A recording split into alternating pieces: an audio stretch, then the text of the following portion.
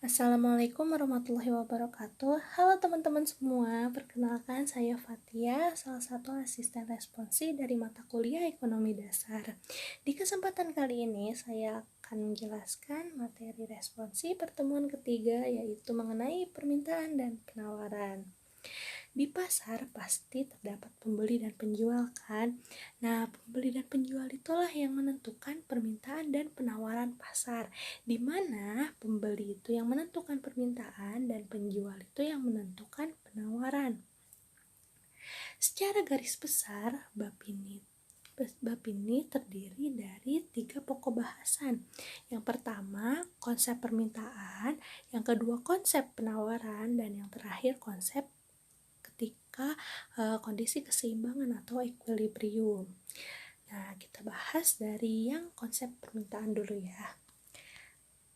Hukum permintaan itu menyebutkan bahwa jika harga naik, maka jumlah yang diminta akan turun dan sebaliknya.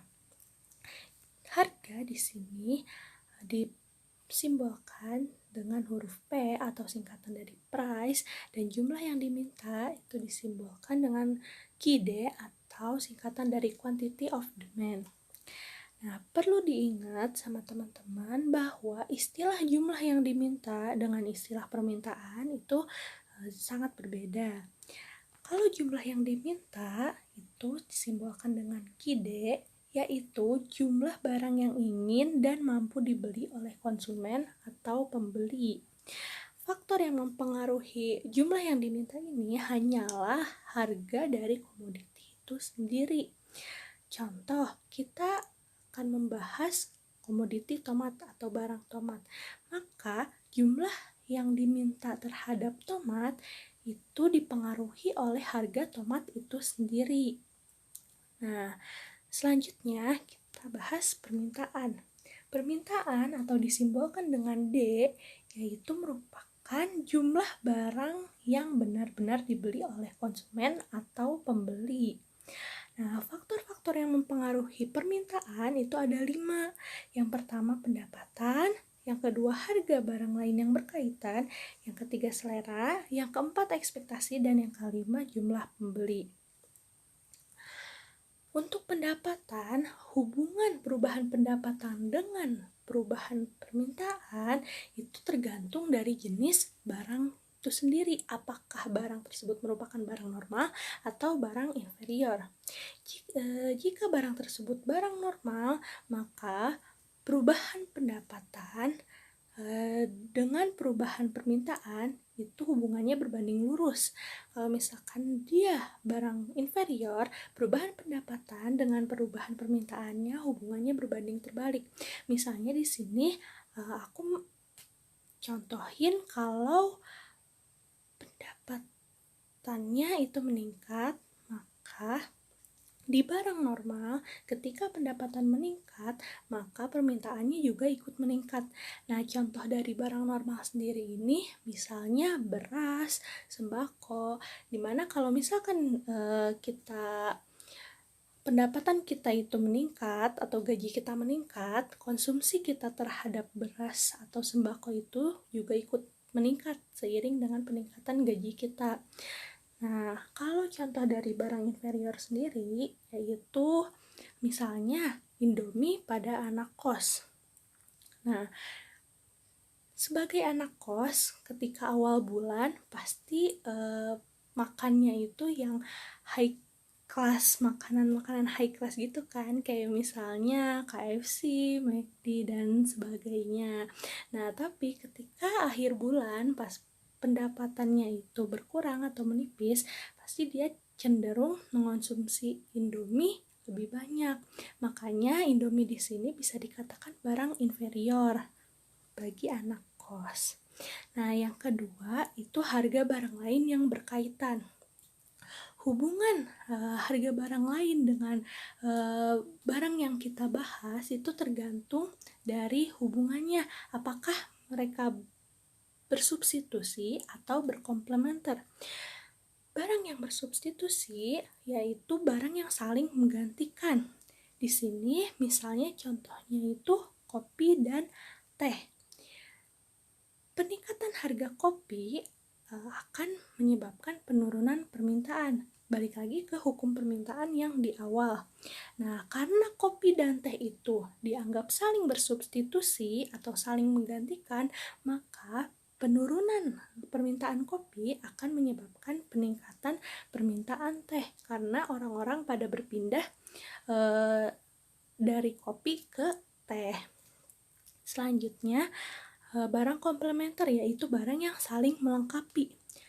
Contohnya di sini adalah mobil dan bensin.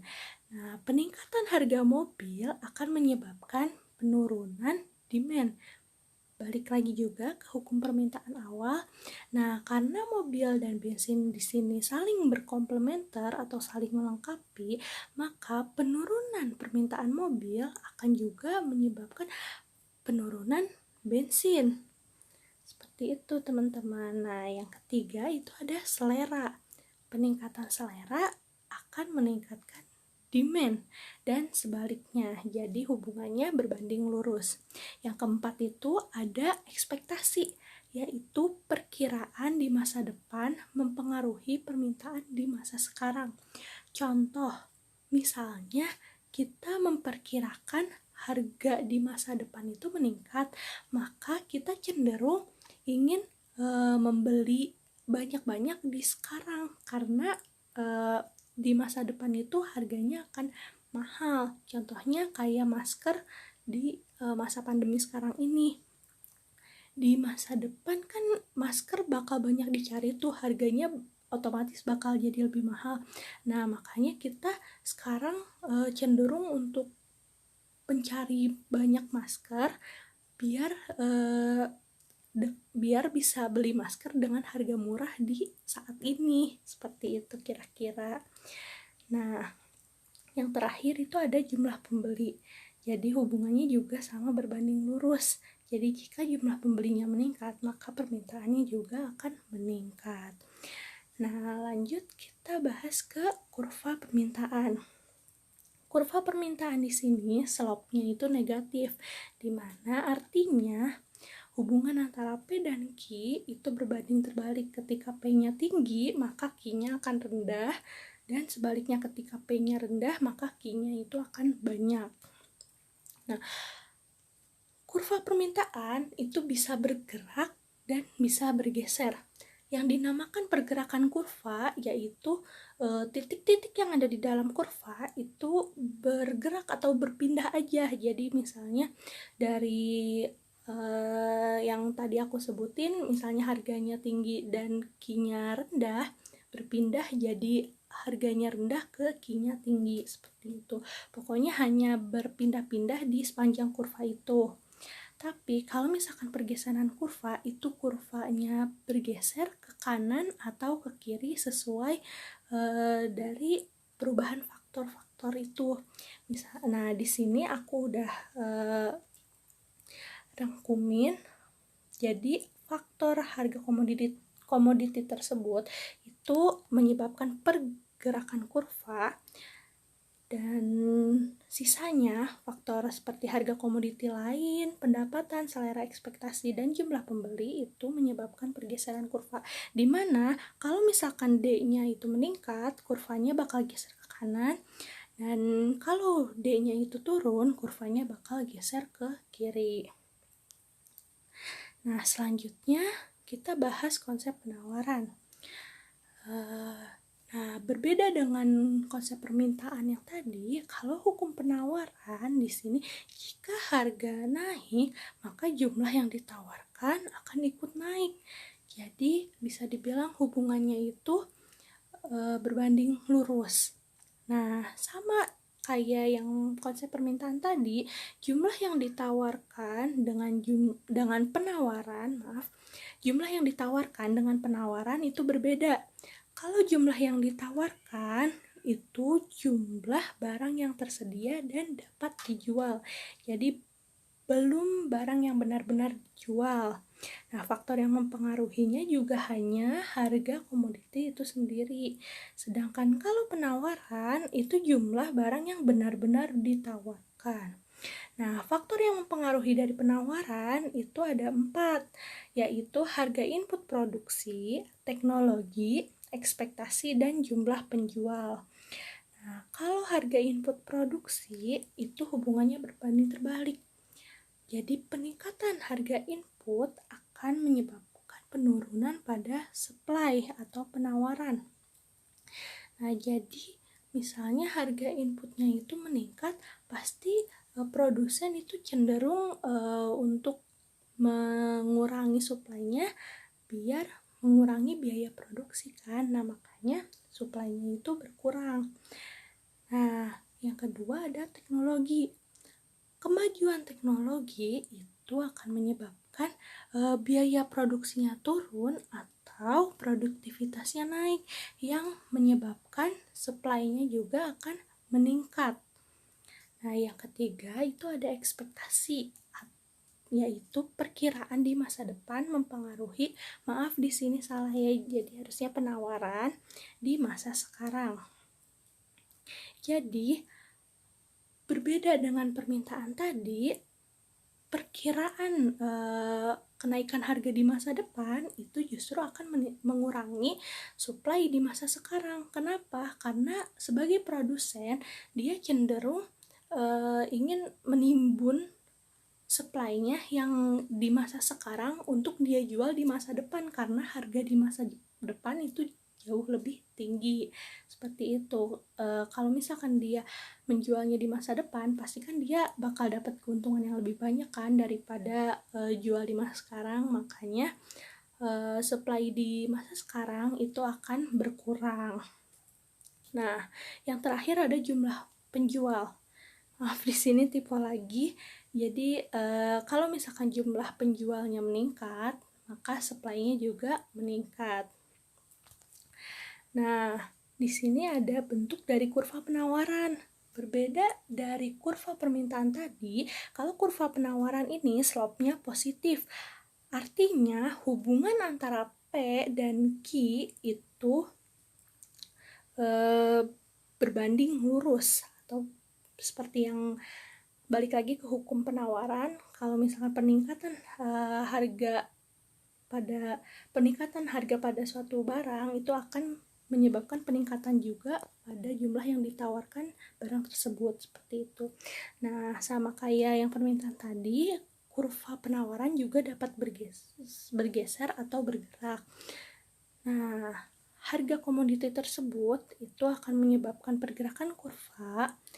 Sedangkan harga input, teknologi, ekspektasi, dan jumlah penjual itu akan menyebabkan pergeseran kurva, dimana kalau misalkan S-nya meningkat atau supply-nya meningkat, itu akan menggeser kurva ke kanan. Kalau misalkan supply-nya itu turun, itu akan menggeser kurva ke kiri. Yang terakhir ada kondisi keseimbangan atau equilibrium. Kondisi keseimbangan dapat tercapai ketika QS sama dengan QD, atau jumlah yang ditawarkan sama dengan jumlah yang diminta. Nah, di sini titik di tengah perpotongan antara kurva supply dan kurva demand itulah titik keseimbangan. Di titik keseimbangan kita bisa tahu jumlah keseimbangan dan harga keseimbangan, atau biasanya disimbolkan dengan QE dan PE, seperti itu. Nah, yang terakhir ada konsep excess supply dan excess demand. Jadi excess supply itu merupakan kondisi di mana kelebihan supply atau supply-nya, jumlah yang ditawarkan lebih banyak dari jumlah yang diminta. Makanya excess supply itu tercapai ketika QS-nya lebih besar dari QD. Dan juga excess demand itu tercapai ketika QD lebih besar dari QS.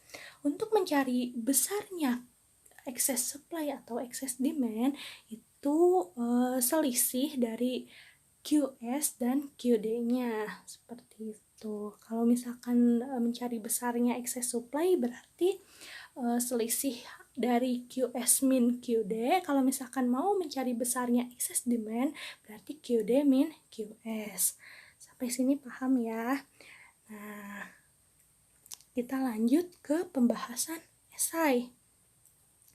Jadi, di esai nomor 1 itu diketahui tabel yang seperti tampak di layar berikut ya. Nah, soal yang pertama, yang A, itu tentukan fungsi permintaan untuk tomat. Untuk mencari fungsi permintaan, memakai rumus P min P1 per P2 min P1 sama dengan Q min Q1 per Q2 min Q1. Sama kayak pelajaran matematika yang udah teman-teman pelajari sebelumnya di SMP, di SMA. Jadi tinggal mengulas aja ya, semoga nggak lupa ya teman-teman. Nah, habis itu tinggal kita substitusikan. P2-nya itu 8, yang seperti yang terlihat di layar. P1-nya itu 4, dan seterusnya sampai kita dapatkan itu persamaan Q-nya sama dengan 60 min 5 per 2 P. Nah, jadi fungsi permintaan untuk tomat yaitu QD sama dengan 60 min 5 per 2 P. Paham ya teman-teman ya? Nah, yang selanjutnya itu tentukan fungsi penawaran untuk tomat. Sama aja kayak yang A tadi, cuma bedanya kita memakai data QS di poin yang B. Kalau yang di poin A tadi kita memakai data QD, kolom QD. Kalau yang untuk soal B kita memakai data QS.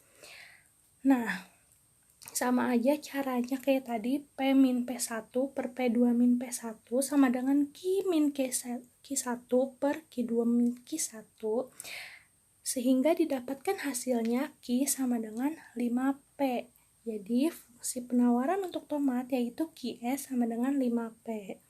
Nah, yang C itu tentukan harga dan jumlah keseimbangan tomat. Seperti yang kita bahas tadi, kondisi keseimbangan itu tercapai ketika QS sama dengan QD. Nah, teman-teman tinggal masukin kan. Kita udah dapat persamaan QS-nya sama dengan 5P, persamaan QD-nya sama dengan 60 min 5 per 2P. Tinggal disubstitusiin, jadi 5P sama dengan 60 min 5 per 2P. Nah, sehingga didapatkan PE-nya sama dengan 8.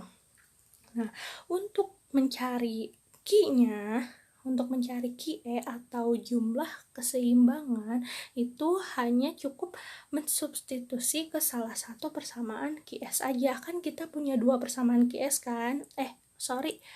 Kita punya dua persamaan Q, yaitu QD dan QS. Nah, teman-teman bebas mau masukin ke persamaan QS atau QD, sama aja dua-duanya hasilnya.